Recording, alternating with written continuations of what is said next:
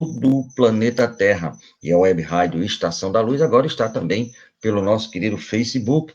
Então, Web Rádio e Facebook agora numa verdadeira parceria, como sempre ocorre todas as noites, aqui a partir das 19 horas. E a Web Rádio Estação da Luz, ela tem um apoio institucional da Casa Espírita de Emanuel, do Pronto Socorro Espiritual Fabiano de Cristo, do Pronto Socorro Espiritual Maria do Pão, e também do Grupo Caritativo São Francisco de Assis e do Movimento Espírita aqui de Natal. E para a alegria nossa, nesta noite maravilhosa, nós temos uma companheira queridíssima, por tudo que ela representa e por uma frase linda que eu vi dela que me fez ficar mais apaixonado. Nossa irmã e amiga Sandra Borba, que é uma amiga de muitos e muitos anos, num congresso espírita, disse assim: o que é que eu posso falar depois que Denise fala?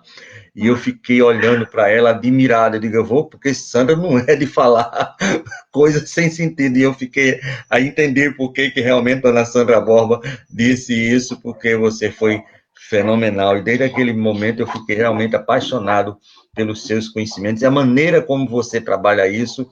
Eu acho que é isso que Sandra fala assim tão maravilhosamente bem. E foi um sonho que nós realizamos e convidamos nossa irmã Denise, e ela vai estar aqui conosco hoje, trabalhando um tema maravilhoso. Boa noite, minha amiga, muito obrigado pela sua vinda à nossa casa e à nossa rádio. Muito boa noite, Tavares. Muito boa noite, amigos que nos acompanham pela web Rádio Estação da Luz. E eu fico felicíssima de saber que essa rádio, na verdade, ela comporta, digamos assim, um pool, como se dizia em rádio e televisão, de casas espíritas. É muito importante que nós possamos unir os esforços, sobretudo nesse momento da pandemia, em que recursos são escassos, e nós possamos unir os esforços em torno de canais de rádio e televisão já existentes, reforçar esses canais para que a gente não tenha que ficar criando muitas rádios ou muitos canais no YouTube e fazendo o mais do mesmo. Então, saber aí que há umas 4 ou 5 casas, talvez 6, eu não sei pela lista do Tavares, que apoiam a Web Rádio Estação da Luz, dá uma motivação a mais para o trabalho dessa noite. Então, um abraço a todos, a quem estiver nos ouvindo agora no ao vivo e quem nos ouvir posteriormente, porque nesse momento a pandemia está assim, a gente ouve muita coisa e vê posteriormente, fazendo as atividades domésticas, então um grande abraço a todos. Muito obrigado, minha amiga, e nós preparamos aqui, com real carinho, o nosso início, porque é um programa espírita e nós temos aqui, como diz um amigo nosso, autorização. E ele disse, qual é a autorização? A prece, vamos fazer a prece. E nós convocamos aqui, né, para a prece de hoje, dois grandes amigos, nosso querido Divaldo Franco, falando sobre Francisco de Assis. Súplica. Mestre sublime Jesus, fazei que entendamos a vossa vontade, nunca a nossa, entregando-nos às vossas mãos fortes para conduzir-nos. Permiti que possamos desincumbir-nos dos deveres que nos cabem, mas não conforme os nossos desejos. Lançai vosso olhar sobre nós, a fim de que tenhamos a claridade da vossa ternura e não as sombras da nossa ignorância. Abençoai os nossos propósitos de servir-vos, quando somente nos temos preocupados em utilizar do vosso santo nome para servir-nos. Envolvei-nos na santificação dos vossos projetos, de forma que sejamos vós em nós, porquanto ainda não temos condições de estar em vós. Dominai os nossos anseios de poder e de prazer, auxiliando-nos na conquista real da renúncia e da abnegação. Ajudai-nos na compreensão dos nossos labores, amparando-nos em nossas dificuldades e socorrendo-nos quando mergulhados na argamassa celular. Facultai-nos a dádiva da vossa paz, de modo que a distribuamos por onde quer que nos encontremos e todos a identifiquem, compreendendo que somos vossos servidores dedicados. E porque a morte restituiu-nos a vida gloriosa para continuarmos a trajetória de iluminação. Favorecei-nos com a sabedoria para o êxito da viagem de ascensão. Mesmo que tenhamos de mergulhar muitas vezes nas sombras da matéria, conduzindo, porém, a bússola do vosso afável coração, apontando-nos o rumo. Senhor, intercedei junto ao Pai todo amor, por vossos irmãos da retaguarda, que somos quase todos nós, os trânsfugas do dever. Francisco de Assis.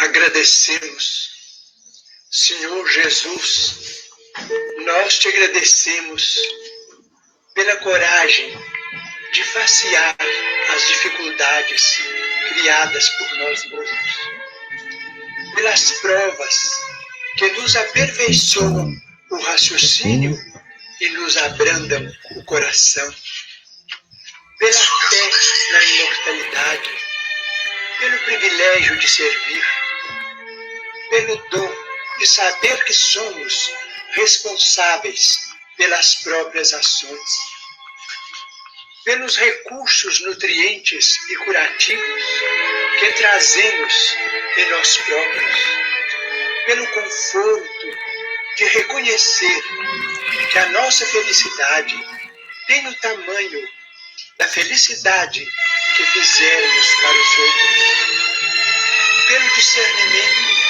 que nos permite diferenciar aquilo que nos é útil daquilo que não nos serve, pelo amparo da afeição, no qual as nossas vidas se alimentam em permuta constante, pela bênção da oração, que nos faculta apoio interior para a necessária solução de nossos problemas, pela tranquilidade de consciência, que ninguém consegue subtrair-nos.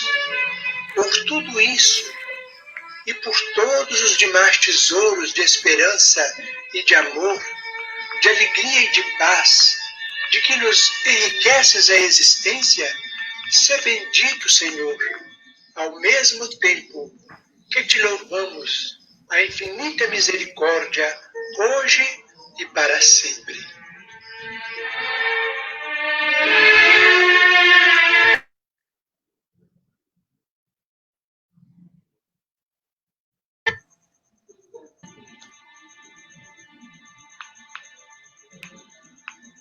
Não cuideis que vim destruir a lei ou os profetas. Não vim para abrogar, mas para cumprir. Porque em verdade vos digo que até que o céu e a terra passem, nenhum jota ou um tio se omitirá da lei, sem que tudo seja cumprido. Ouvistes que foi dito: olho por olho e dente por dente. Que vos parece? Ele é culpado de morte. Morte. Eu, porém, vos digo: não resistais ao mal. Mas se qualquer te bater na face direita, oferece-lhe também a outra. E ao que quiser pleitear contigo, tirar-te a túnica, larga-lhe também a capa.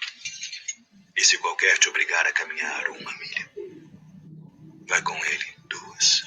Dá a quem te pedir, e não te desvies daquele que quiser que lhe emprestes. Ouvistes que foi dito: amarás o teu próximo e odiarás o teu inimigo. Eu, porém, vos digo: amai a vossos inimigos. Bendizei os que vos maldizem. Fazei bem aos que vos odeiam. E orai pelos que vos maltratam. e vos perseguem, para que sejais filhos do vosso Pai que está nos céus, porque faz que o seu sol se levante sobre maus e bons, e a chuva desça sobre justos e injustos. Pois se amardes os que vos amam, que galardão tereis? Não fazem os publicanos também o mesmo? E se saudardes unicamente os vossos irmãos, que fazeis demais? Sede vós, pois, perfeitos, como é perfeito o vosso Pai que está nos céus.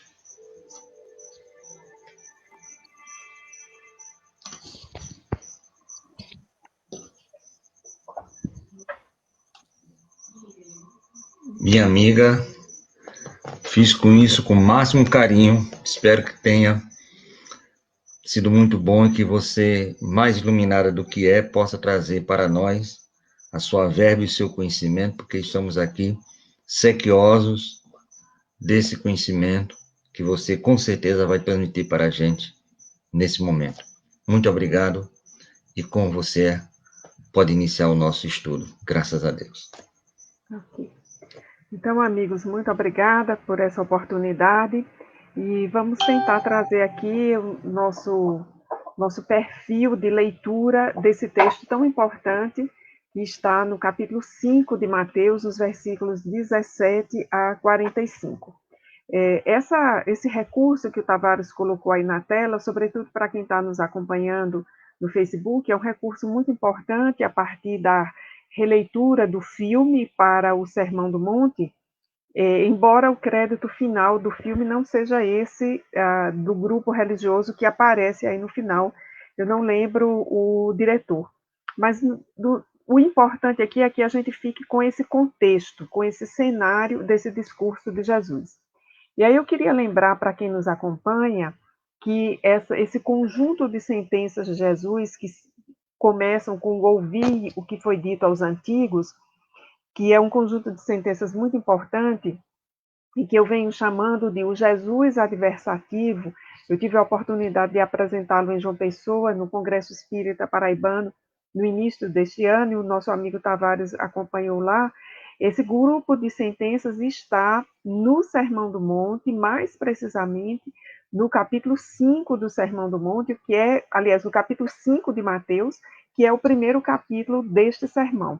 Este sermão importantíssimo, ele está narrado nos capítulos de 5 a 7 de Mateus, e é a primeira atividade pública de Jesus, digamos assim, para as multidões, narrada por Mateus. Então, só para contextualizar quem nos acompanha, se nós pegarmos o Evangelho de Mateus, nós veremos que no capítulo 1, nós vamos ter a chamada genealogia de Jesus, ou seja, a sua história de vida, de modo a remeter Jesus como descendente de Abraão e de Davi. Então, é toda aquela explicação para confirmar Jesus como um da raça, uma vez que o Evangelho de Mateus ele foi escrito para os hebreus.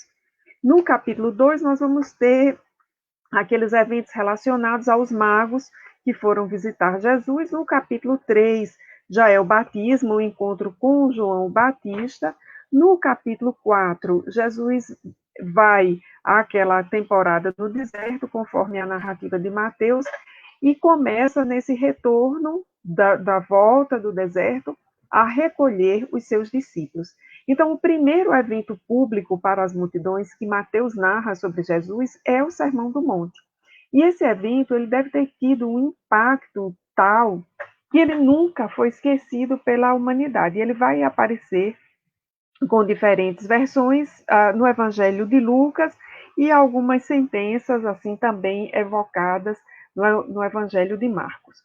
O importante aqui, para nós lembrarmos a força do Sermão do Monte, porque ele é o cerne da mensagem de Jesus, é que Gandhi, nosso contemporâneo no século XX, hindu, prêmio Nobel da Paz, o homem que liderou a libertação da Índia, da Inglaterra, numa libertação pacífica, sem violência, afirmou que se tudo aquilo que se disse sobre Jesus, todos os textos que deram ensejo ao cristianismo desaparecessem, E se todo o Novo Testamento desaparecesse, mas o Sermão do Monte ficasse, ele seria suficiente para reconstruir a história do cristianismo e para edificá-lo novamente. Então, prestemos bem atenção ao peso dessa afirmativa de um espírito não cristão na sua última existência, Gandhi era hindu, mas com uma profunda sintonia com Cristo. Então, nós reconhecemos esse espírito apresentando na sua última existência esse argumento por autoridade. Então, o Sermão do Monte é o texto por excelência que traz a essência da mensagem de Jesus.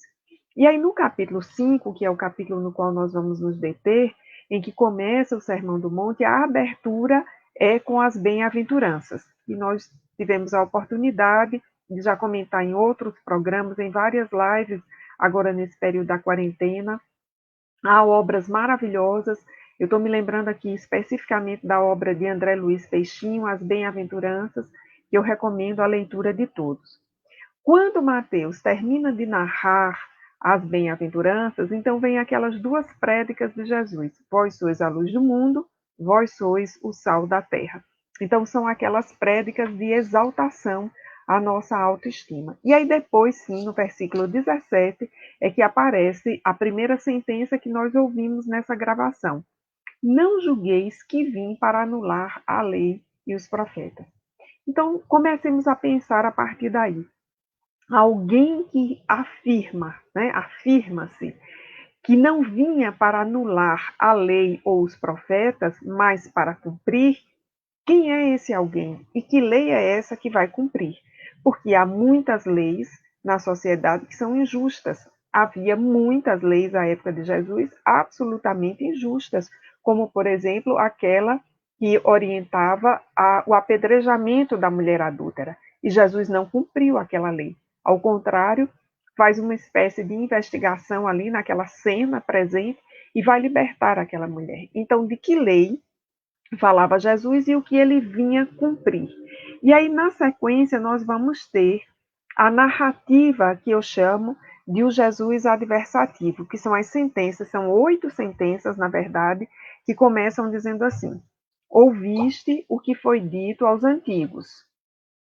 Aí Jesus lembra o que era de conhecimento daquele grupo, o que é de conhecimento nosso hoje, e na sequência, então, Jesus se anuncia, e ele aparece, então, sem nenhum rodeio, sem nenhum eufemismo, como modelo e guia da humanidade, como Messias esperado por aquele povo, quando ele diz: eu, porém, vos digo.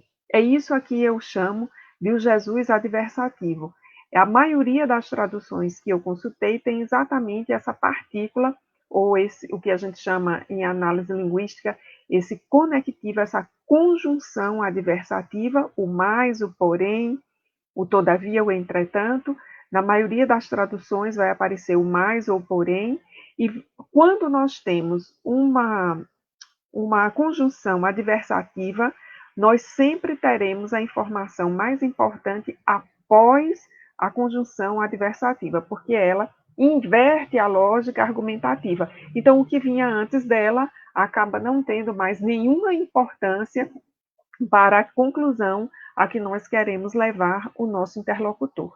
E aí, muitas traduções colocam exatamente essa conjunção adversativa na tradução desses textos, e a partir disso eu passei a chamar essas sentenças de as sentenças do Jesus adversativo.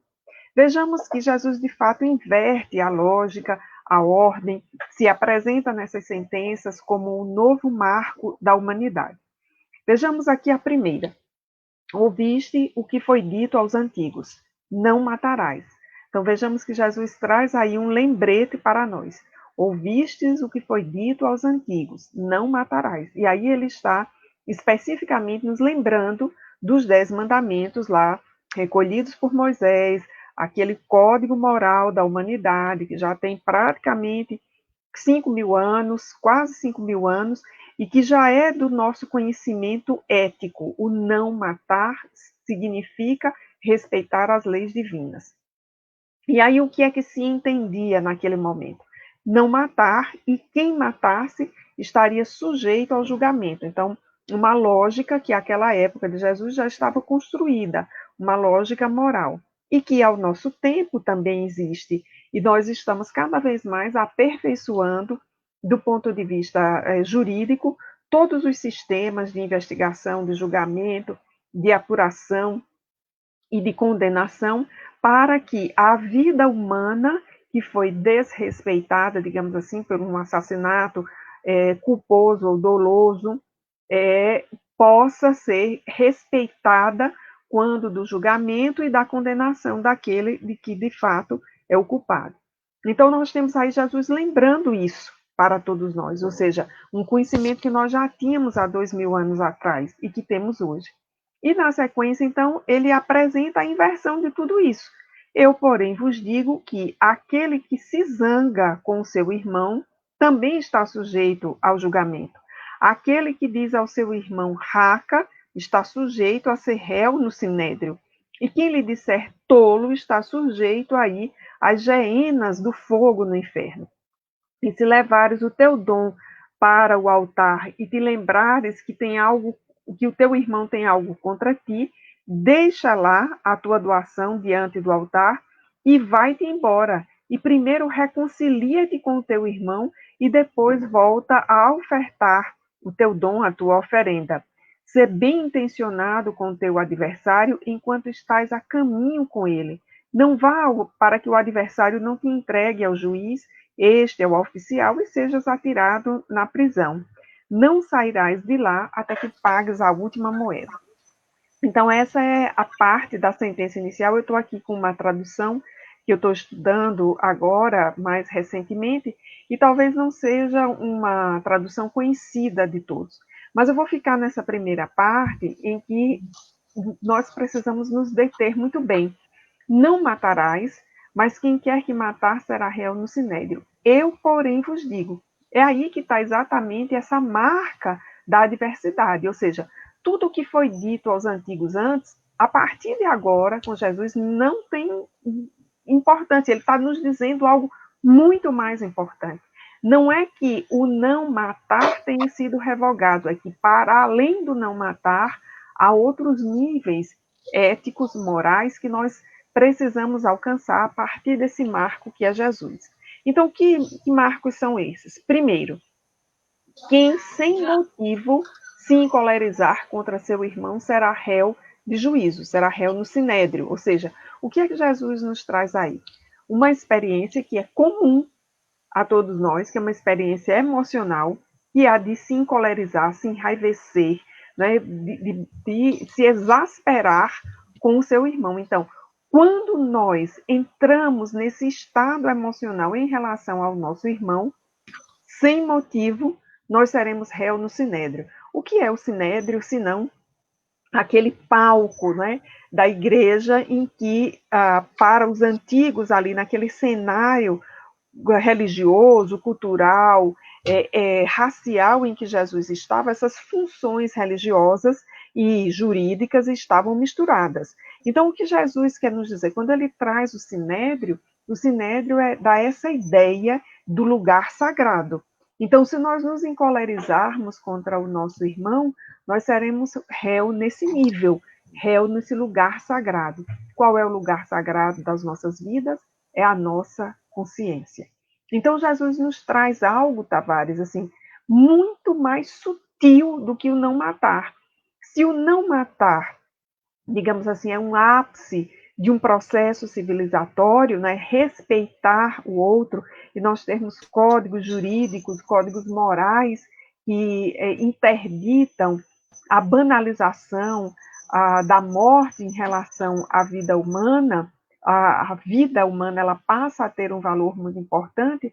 Jesus nos traz algo que vai muito além disso, né? Nós não podemos sequer nos encolerizar contra o nosso irmão. Há uma condição aqui que é sem motivo.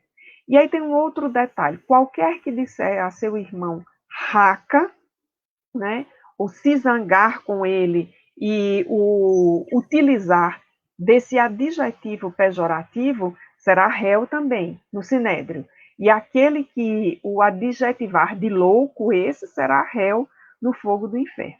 Então, antes que nós pensemos, né, na dureza desse discurso de Jesus, eu costumo pensar na sutileza desse discurso. Jesus está nos colocando num outro patamar, nos lembrando de várias coisas assim, de modo conjunto. Há algumas delas que eu gosto de destacar, por exemplo, a elegância da linguagem, porque chamar o outro de raca é utilizar em relação ao outro um adjetivo desqualificativo. Seria algo, digamos, mais ou menos como chamar o outro de idiota.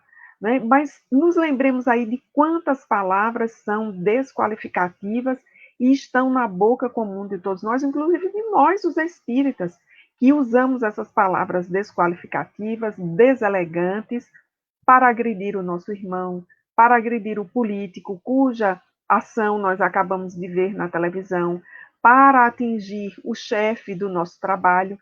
E às vezes nós dizemos frente a frente, mas em muitas circunstâncias nós dizemos veladamente. E nós aprendemos com a literatura espírita que a palavra é carregada de vibração. Então, se é uma palavra construtiva em relação ao nosso irmão, é um adjetivo qualificativo que traz uma nuance de elogio, de beleza, de bondade, então a energia que vai nessa palavra ela é igualmente construtiva, ela é igualmente benéfica ao nosso irmão.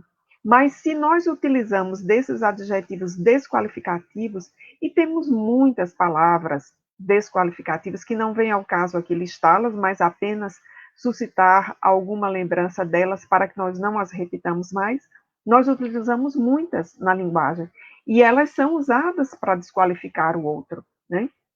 Eu percebo muito na linguagem entre os homens, na troca, às vezes, do que pareceria cumprimentos ou gentilezas, palavras que são muito desqualificativas em relação à honra do outro.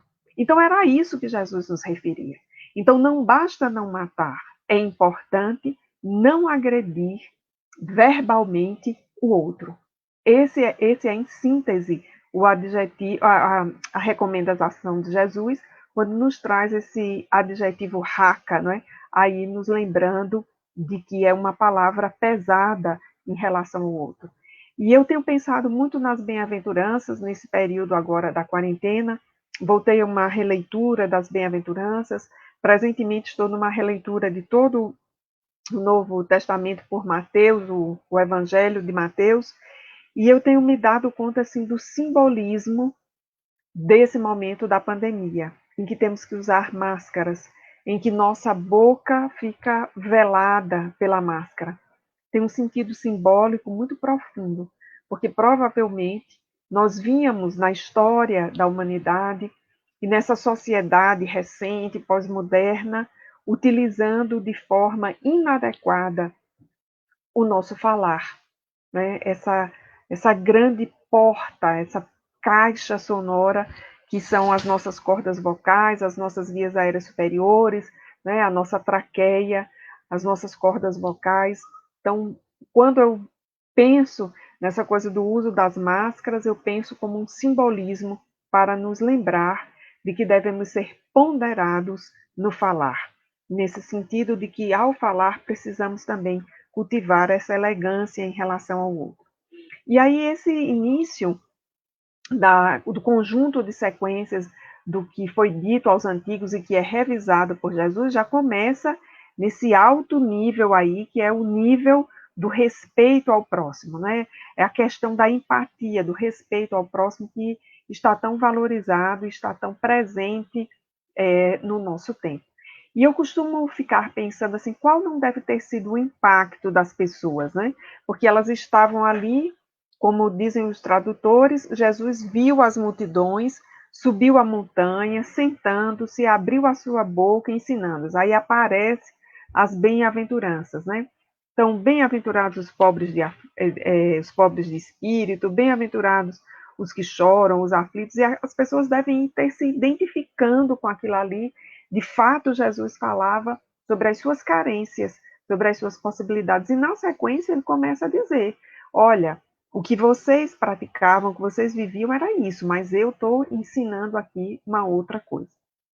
E aí esse primeiro ensinamento que revira a mentalidade, ele é muito forte, porque ele traz essa relação de que não é apenas matar do ponto de vista físico, mas é matar também do ponto de vista qualificativo, do ponto de vista emocional.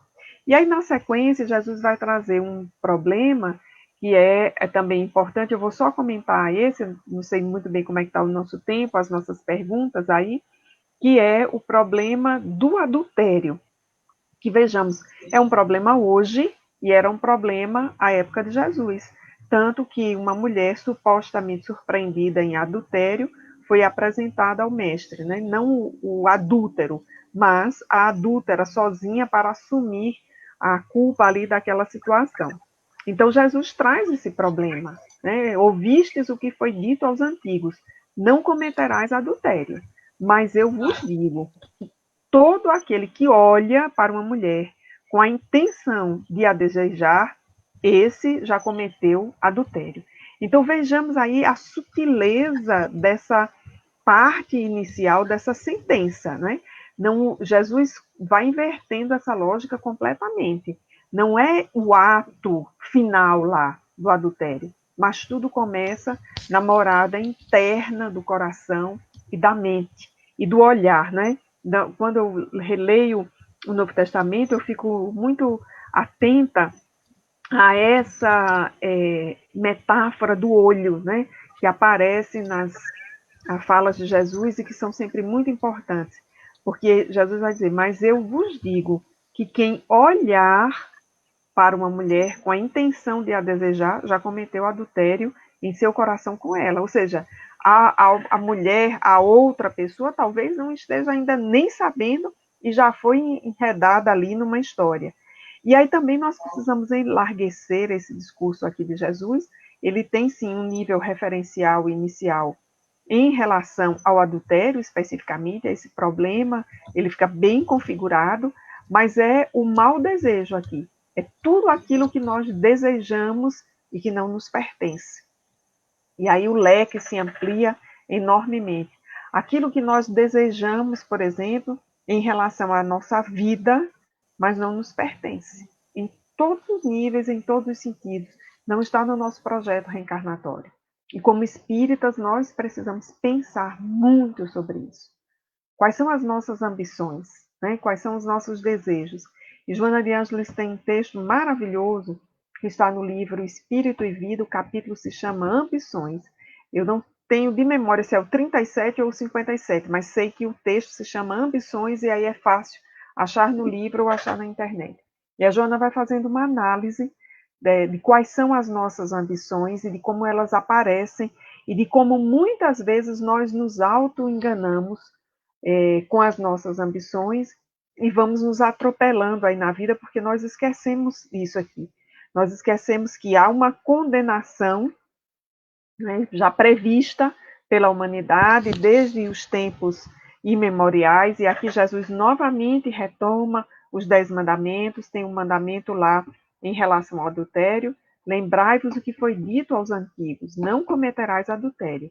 Mas eu, né, eu gosto de pensar esse eu aí de Jesus, é um eu com letra maiúscula, mas eu, que sou o governador da terra, que sou o Messias esperado, eu que conheço a cada um de vocês em profundidade, né, nesse nível da súplica de Francisco de Assis, que foi colocado no início do nosso programa. Então, esse eu aí em maiúsculo, mas eu vos digo que todo aquele que olha para uma mulher com a intenção de a desejar, já cometeu adultério com ela em seu coração. Então, o problema ele é muito mais amplo, né, do que quando ele materialmente se configura, porque ele começa lá atrás, nas nascentes do coração. E onde estão as nascentes do nosso coração, aí está o nosso tesouro. Por isso que é muito importante cuidar das nascentes do nosso coração. Mas, Tavares, temos perguntas ou posso continuar fazendo mais algum comentário aqui?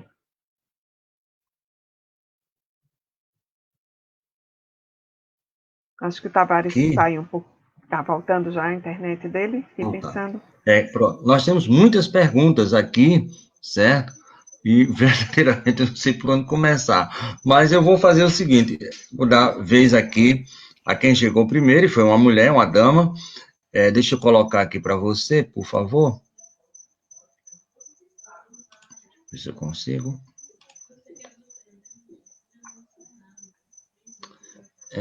Deixa eu só... Ficou aqui na de menor. Um momentinho só, que deixa eu só consertar aqui. Então, enquanto você vai consertando aí, eu vou mandando o meu boa noite para quem está nos acompanhando aqui. Eu quero cumprimentar o pessoal de Currais Novos, que está acompanhando aqui, está no nome aqui de Tavares, né? Pessoal lá do Núcleo Espírita, né? Isso, Nese, de Currais Seu, Novos, exatamente. o nosso querido Wilson, vamos botar aí também, né? Isso. Também está aí com a gente, né? Todo esse pessoal, Marília, a Marília também está com a gente. O nosso irmão Décio, viu? É lá de São Paulo, um baiano, que agora está aqui por terras paulistas e um amigo do coração. Deixa eu colocar aqui que eu acho que já está. Pronto. Isso. É uma pergunta de Júnior. É um cadeira cativa aqui no Nova Parnaíba. Como amar os inimigos, perdoar as ofensas, orar pelos adversários e velar pelos que perseguem? Sem a reencarnação, é fácil de entender? Júnior, Isso, de não. Nova Parnamirim. Essa sentença de Jesus, ela não é entendida se nós não tivermos o escopo da reencarnação. E aí, por isso, a sua pergunta, né?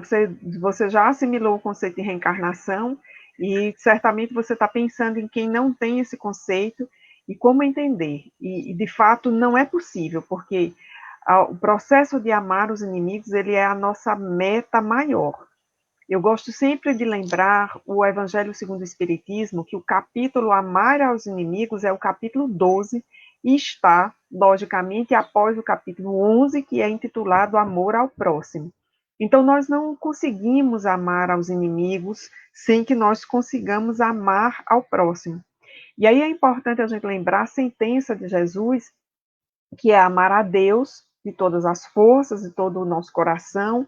Isso já era conhecido desde a antiguidade, e ao próximo como a si mesmo. Então, isso é recursivo. Eu só consigo amar a Deus se eu conseguir amar ao próximo e se eu conseguir me amar. Porque se eu não me amar, eu não amo o próximo e, consequentemente, eu não vou conseguir amar a Deus. E Jesus traz essa junção, que é amar aos inimigos. Allan Kardec tinha tanta clareza de que essa meta é a meta do nosso processo evolutivo, ela não é para essa existência somente, é a meta do processo evolutivo, que ele escreve lá no capítulo 12 do Evangelho segundo o Espiritismo, que o nosso coração não bate no mesmo compasso à frente de um amigo e à frente de um inimigo. Vejamos que sentença, né? Estou citando aqui de memória. E aí, no mesmo texto, ele vai dizer que há a repulsão dos fluidos. Então, alguém que é nosso inimigo, que era um nível que nós não deveríamos ter mais, o nosso ritmo cardíaco é diferente à frente dele. Então, é um processo para muitas existências. Então, perdoar ofensas é um processo para existências, orar pelos adversários é um processo para existências, mas esse processo precisa começar, porque, por vezes, nós adiamos, nós procrastinamos e nós não começamos. Então, nós não conseguimos amar o inimigo, sim, mas Jesus foi colocando isso em níveis menores. É amar, mas não consegue amar, então ore pelos adversários, vele pelos que vos perseguem e caluniam, que é o final, né, das bem-aventuranças, bem-aventurados aqueles que forem perseguidos em meu nome. E aí no final aqui também do ouvistes ao que foi dito aos antigos, a síntese de Jesus é: amai os vossos inimigos, orai pelo que vos perseguem e caluniam, para vos tornardes filho do Pai que está nos céus e faz nascer o sol sobre justos e injustos. Então é a nossa meta. A gente pode não conseguir amar agora, mas a gente precisa abrir o caderninho das preces pelos inimigos. Agora deixa eu tentar completar aqui, minha amiga Denise. Quando esse processo tudo não dá certo, a reencarnação no seio familiar faz com que a gente comece a amar e velar e orar por aqueles que são nossos inimigos. No seio familiar, e quantas vezes nós não vamos encontrar os inimigos no âmbito da profissão, né? Não é apenas na família. Né? Na família, eu diria que é o caso extremo. Nós não conseguimos de jeito nenhum, aí vai no pacote família. Vai para a família. Né? Mas aí, olha, é o desafio em sociedade. Né? Nós temos muitos desafios sociais em relação às nossas lideranças, né? Os nossos chefes, né? O grupo social em que nós estamos reencarnados. O desafio de amar a humanidade é um desafio de amar a todos, inclusive aos inimigos.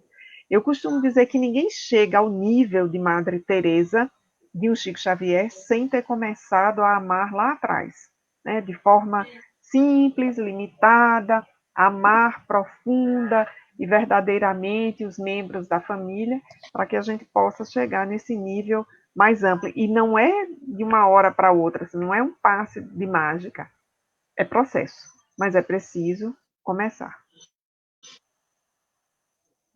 Muito belíssima a sua colocação. Chico não se fez naquela encarnação, né? Madre Teresa não se fez nessa encarnação. Foi todo um processo que veio naquela encarnação a surgir aquele homem ou a mulher de bem. Muito bem pensado, minha amiga. Nós estamos aqui, deixa eu ver se eu consigo colocar aqui, Jesus. A Lúcia, que está passando aqui embaixo,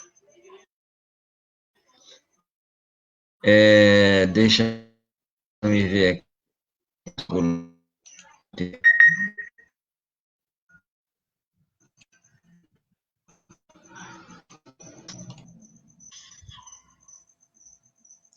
A Lúcia dissera de Saciar a Esperança.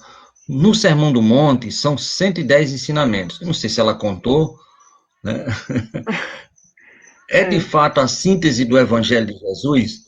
Olha, Lúcia, porque ela pode ter pego os 3 capítulos de Mateus, né? Eu acho que ela pegou os 3 capítulos, o 5, o 6 e o 7. Eu até agradeço. Depois eu vou olhar os 110. Eu nunca tinha atinado com isso. Eu também nunca tinha ouvido nenhum outro expositor quantificar os ensinamentos. Mas o Sermão do Monte é conhecido como a síntese do ensinamento de Jesus. Eu vou só ler aqui para vocês a observação que eu tenho aqui do tradutor que eu estou estudando agora, que é o Frederico Lourenço, um grande tradutor português, que traduziu o Novo Testamento do grego para o português moderno e depois isso foi adaptado para o português brasileiro. Veja o que o Frederico Lourenço diz sobre o capítulo 5 de Mateus. É um tradutor muito estudioso e ele tem umas notas de tradução excelentes. Então, para quem gosta de Novo Testamento com comentários do tradutor, é um livro excelente. Não é obrigado todo mundo ler as notas do tradutor. Eu fui ler porque me interesso por isso. E aí ele afirma o seguinte: o Sermão do Monte, súmula magnífica da pregação de Jesus, é exclusivo do Evangelho de Mateus. Encontramos uma versão mais sintética das bem-aventuranças no Evangelho de Lucas. O que é que salta aos olhos nessa nota de Francisco Lourenço? É quando ele diz que o Sermão do Monte é súmula magnífica da pregação de Jesus. Então, é a síntese, de fato, do Evangelho de Jesus. Se nós olharmos para o Evangelho segundo o Espiritismo, nós veremos que 80% do Evangelho segundo o Espiritismo é retirado de sentenças do Sermão do Monte, que está nos capítulos de 5 a 7 de Mateus. Então, se são 110 ensinamentos, ou se são 50, ou se só forem 10 ou 8, como as bem-aventuranças, não tem problema, porque elas são a síntese da mensagem de Jesus. E nos lembremos como espíritas. Lá na introdução do Evangelho segundo o Espiritismo, Allan Kardec afirma que do Novo Testamento ele vai se fixar no ensino moral de Jesus. Então, aquilo que diz respeito aos dogmas, aos milagres, à cronologia da vida de Jesus, ao que deu as predições, não é isso que interessa. O que interessa é o ensino moral de Jesus. Então, se forem 110, ou 5, ou 20, mas se for o ensino moral de Jesus, isso, de fato, é o mais importante. Muito bem, nós temos agora uma pergunta aqui. Deixa eu ver se eu consigo colocar aqui. É de Fernando das Quintas. Adulterar, está faltando ali, é somente em relação à mulher, o homem, ou passa por tudo que pudemos adulterar. Acho que ele quis Fernando, perguntar isso, se o adulterar é em tudo que nós fazemos ou só se prende a essa questão do homem, da mulher, mas em tudo que nós podemos fazer para um adulterar, né? No momento que a gente mente, nega olha, alguma coisa assim. eu responderia assim, sinteticamente, começando a dizer não só, mas também. O adulterar é não só em relação à mulher e ao homem, as relações de fidelidade, na conjugalidade, mas é também em tudo aquilo que nós podemos adulterar. Ora, o que é a corrupção, senão um tipo de adultério? Porque há uma quebra de um pacto de fidelidade, de honra e de honestidade. Então, o que é quando nós ostentamos aquilo que não temos ou que não somos? É uma adulteração em relação a nós mesmos, né? E por aí vai. Então, o adulterar, ele tem a ver com a fidelidade ao nosso projeto reencarnatório, a fidelidade às etapas da nossa vida. Então, nós precisamos olhar com mais profundidade para essa noção que Jesus traz. Evidentemente, para aquele contexto, a mulher que era um chamado ator social menos relevante, tudo aquilo que não dava certo ou que não estava bem era culpa das mulheres. Então, naquela situação da adúltera, foi muito mais fácil apresentar a adúltera para um julgamento que já estava pronto e com a sentença marcada, do que encontrar o adúltero. E nós vamos, na obra de Amélia Rodrigues, psicografada por Divaldo Franco, encontrar uma narrativa maravilhosa sobre a mulher adúltera e a relação triangular entre o marido e o adúltero e a mulher adúltera.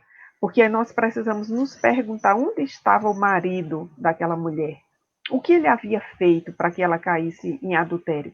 Porque provavelmente, se ele fosse um marido previdente, se ele fosse um marido presente, se ele fosse um marido zeloso pelo seu casamento, muito provavelmente aquela situação não teria ocorrido, como inúmeras outras não teriam ocorrido.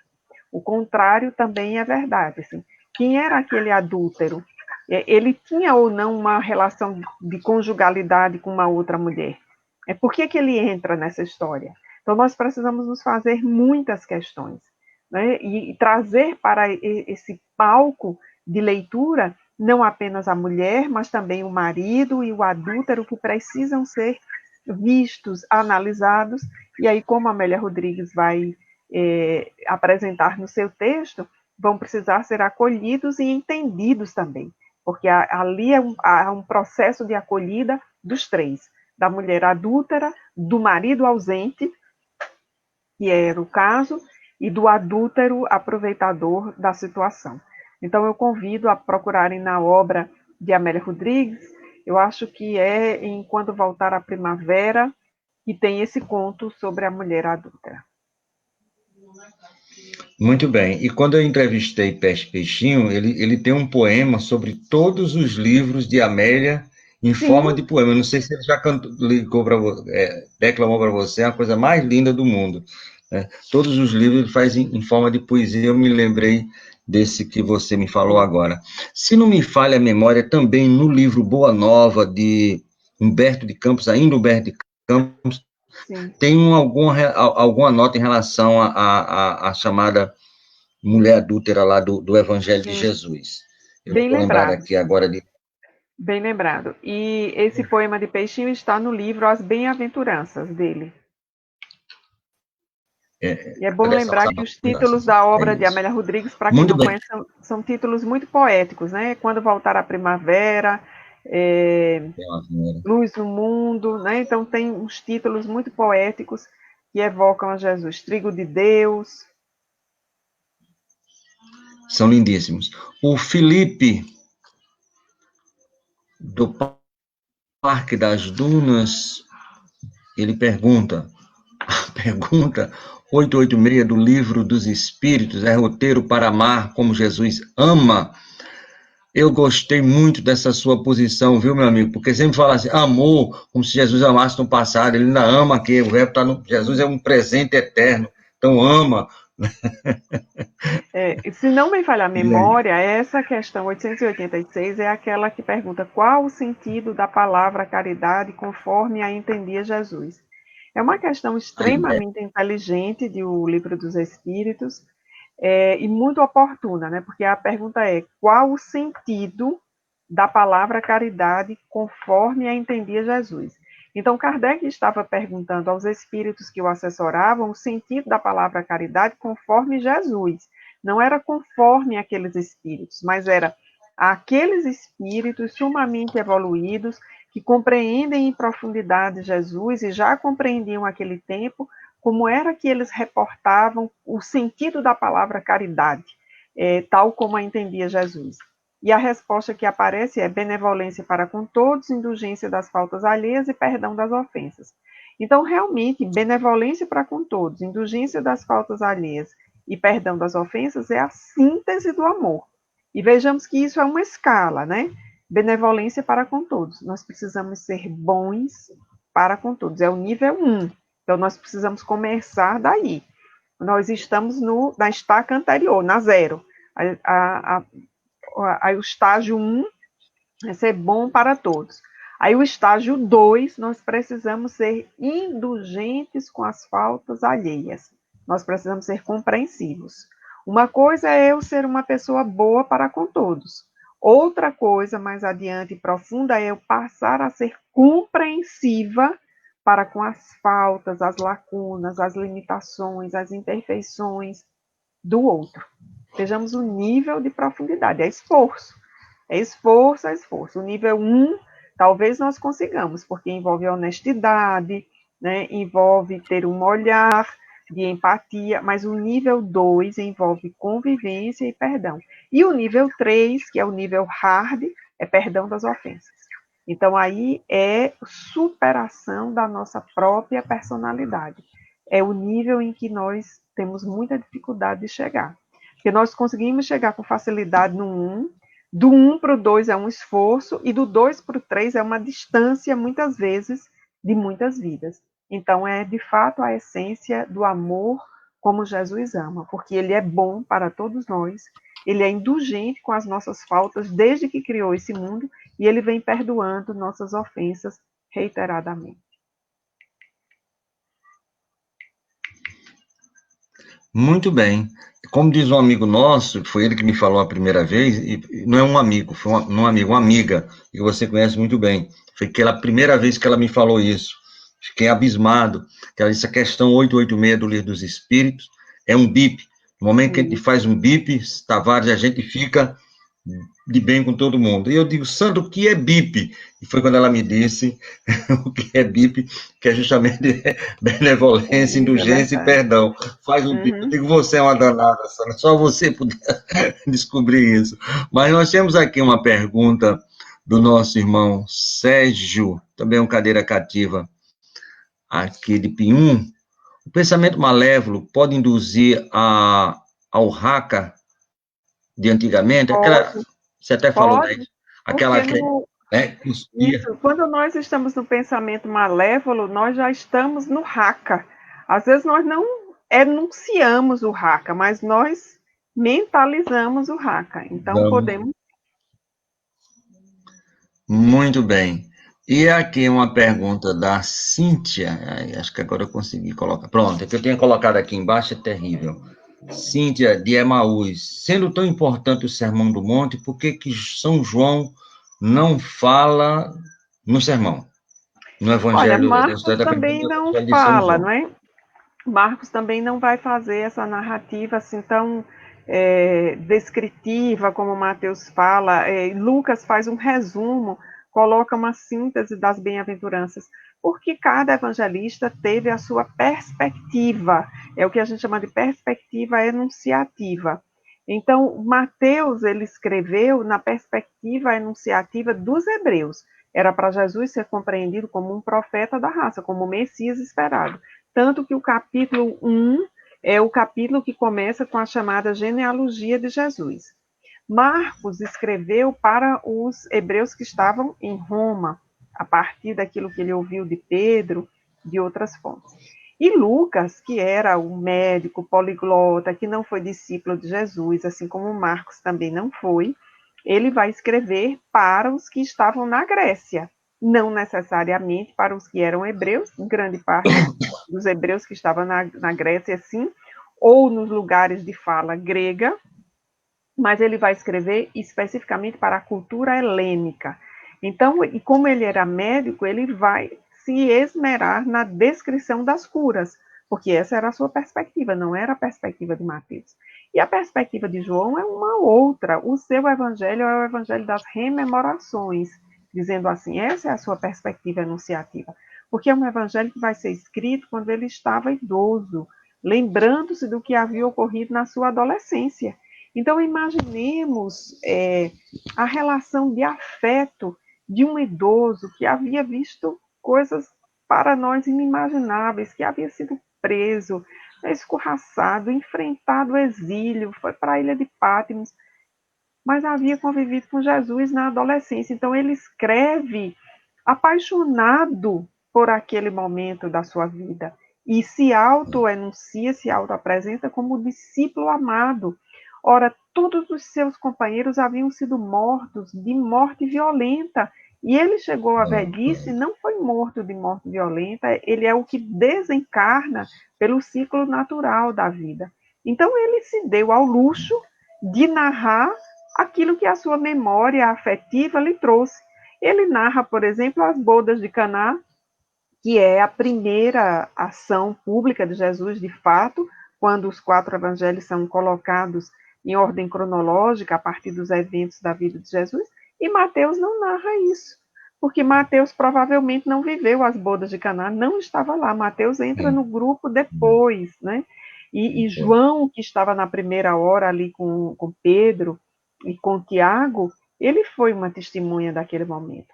Então, cada um dos evangelistas tem a sua perspectiva enunciativa, o que é muito importante, porque aí vai demonstrar que esses livros não são cópias, que esses autores tinham destinatários, né, específicos ao relatar esses textos, mas o que aqui importa é que, não obstante essas diferenças, transparece o ensino moral de Jesus, a força da mensagem de Jesus.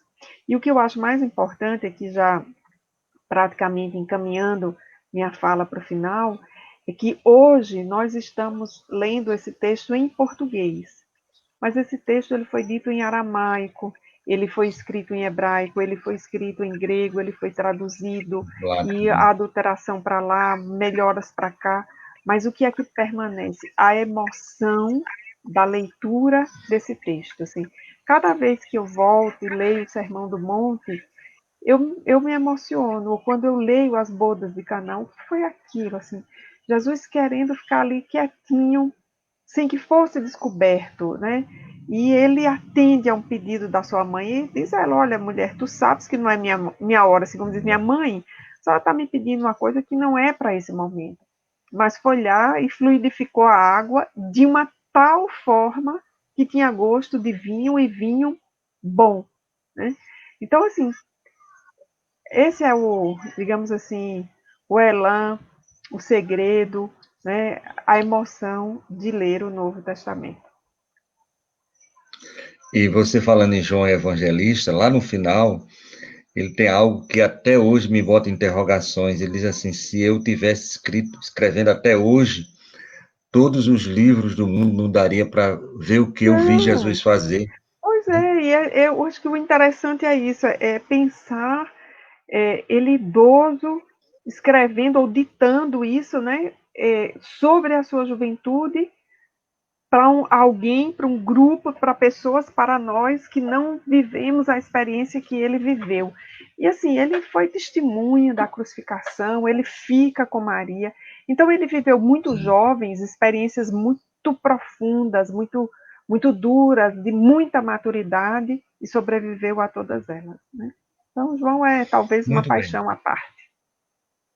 Jesus falou há 2000 anos, quase 2000 anos atrás, mais ou menos,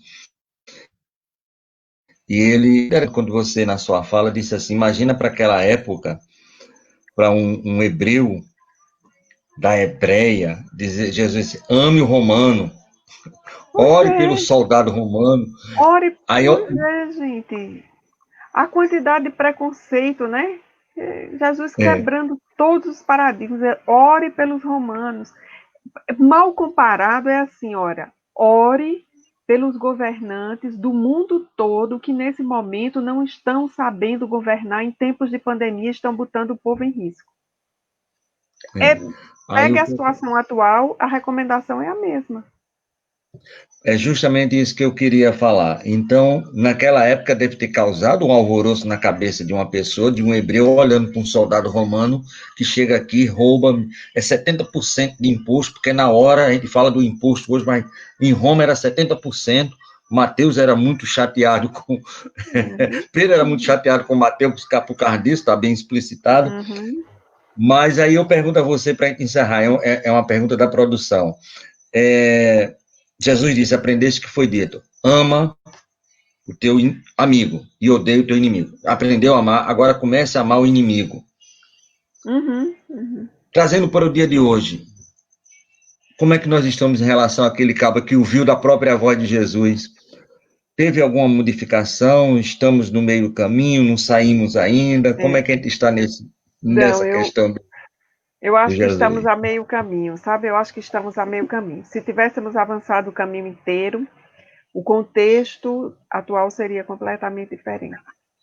E nesse período de pandemia, de distanciamento social, eu tenho pensado muito nessa recomendação de orar pelos inimigos. E eu pergunto, quem são os inimigos? Né? E no momento eu tenho feito as minhas preces pelos governantes, porque nós estamos vendo muitos governantes desgovernados de si próprios e arrastando o povo, os mais necessitados, a nação a uma situação periclitante. E precisamos orar por eles nesse momento, porque é um momento grave para a humanidade, é um momento simbólico, é um momento de ir para dentro. E quando nós estamos lá dentro conosco mesmo, nós reconhecemos que o oxigênio da transformação moral é um oxigênio que vem da relação com o próximo. Essa relação com o próximo, qualquer que seja ele, precisa começar com a empatia, precisa seguir para a benevolência, precisa alcançar a indulgência para, por fim, se planificar no perdão das faltas alheias. E precisamos orar por esses que nos governam neste momento. Muito bem. Eu não falei do início, que quando Sandra me falou aquilo de Dona Denise, não era brincadeira, né? Então, acho que depois de uma hora a gente percebeu que nós estamos falando a verdade, né? E, assim com essa voz macia, essa coisa bem didática, calma, ela vai envolvendo a gente em algo fluido, lindo e maravilhoso. Minha amiga, muito obrigado. Eu quero solicitar que você possa fazer a nossa prece final, mas eu só queria pedir licença a você para falar das nossos próximos estudos que nós vamos ter aqui na nossa web rádio. Hoje foi você, realizando basicamente um sonho nosso, que foi assim, uma visão muito linda que eu tive, e o estudo que você fez lá foi maravilhoso, mas queremos dizer a todos que toda segunda e sexta nós temos aqui na Web Rádio, a partir das 8 horas da manhã, um programa espírita nos domínios da mediunidade, com o nosso querido Amadeu Ferreira. Toda terça-feira com o nosso irmão Décio Soares, lá de São Paulo, construindo pontes para a eternidade também, às 8 horas da manhã. Na quarta-feira, nós temos o nosso querido Alexandre Santos, fazendo o programa espírita Filosofia, Ciência e Moral, ele e a turma lá do Centro Espírita Chico Xavier, estão falando e vão continuar falando, mas nos 2 próximos programas, sobre a vida e a obra de Paulo de Tarso. Excelente programa. Toda terça, quinta e sábado, a partir das 14 horas, nós temos o programa espírita O Eco de Além Túmulo. Ouviu, Denise? Isso aí, você deve estar vendo, é o Luiz Olímpio Teles de Menezes, que foi o primeiro, né, divulgador do espiritismo, com o seu jornal O Eco de Além-Túmulo. Então, é uma singela homenagem do nosso programa ao querido, né, pioneiro da imprensa espírita no Brasil. Nós tivemos hoje a Denise, né? Vamos ter no sábado Silvio Romero, lá de Pernambuco, de Lua de Mel com a Vida, isso também às 19 horas. No domingo, Cosme e nossa querida Lilian vai falar sobre a questão 919 do Livro dos Espíritos, a felicidade real, o conhecimento de si mesmo. Na segunda-feira, fechando basicamente o mês de junho, nós teremos o nosso irmão Altamir Cunha, da Sociedade Espírita de Angicos, Angicana, aqui em Angicos, Rio Grande do Norte, Espiritismo, perguntas e respostas diversas. E fechando o mês de junho, o nosso irmão Quincas Veloso, lá do Centro Espírita Humildade, Amor e Luz, lá de Monte Carmelo, Minas Gerais, ele vai vir falar sobre Chico Xavier, um homem chamado amor, porque ele conviveu, né, durante algum tempo com o nosso querido Chico Xavier. Então, vai ser assim, fechamento do nosso mês de junho. Então, minha amiga, muito obrigado e, por favor, seja a portadora da nossa rogativa ao mestre.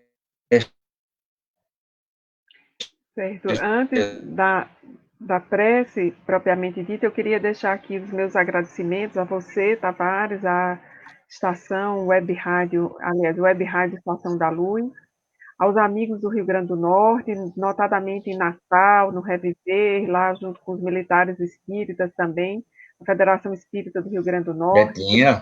Isso. Pessoal lá de Parnamirim, da AETU, né? Tenho muitos amigos lá. Um abraço para a Cristina e para o Pandolfo, lá da AETU. E para todo mundo que não é de Natal, não é do Rio Grande do Norte, mas que está nos escutando agora pela Web Rádio Estação da Luz. Então, fica o meu abraço, o meu agradecimento pelo convite. Espero que tenha esclarecido. Vamos à prece? Eu só espero uma coisa, que a senhora, na sua agenda, se puder, arranje outro dia, porque foi pouco, ficou com aquele gostinho de quero um pouquinho mais. Mas veja aí, e depois a gente vai ligar para você, com todo carinho. Ok, então vamos à nossa prece.